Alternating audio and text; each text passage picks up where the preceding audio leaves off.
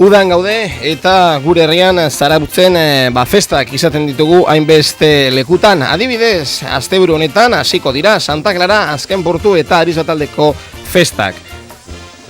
Abuztuaren 8an hasiko direnez, goazen jakitera ze egitarau izango dugu asteburu honetarako. Abuztuak 8, bezpera, txikira, beti hor dago. Hitzarekin hasiko da jaia. Goizean zehar urma irudia margotuko dute auzoko gazteek, goizeko 12etan Zarautz kantuan lege zarren enparantzatik hasita. Arratsaldeko 3:00 auzoko mus txapelketa izen ematea Plaza Gorrian izango da eta 15 euro ordaindu beharko dute bikoteko. Arratsaldeko 8:00 laugarren bertso turra izango dugu Gurian, hasita auzoko tabernatik Iker Zubeldia eta Xavier Silverarekin izango dugu. Eta abuztuaren 9an igandean tridua hasiko da. Arratsaldeko 6:30 Santa Clara konbentuan izango dugu tridua.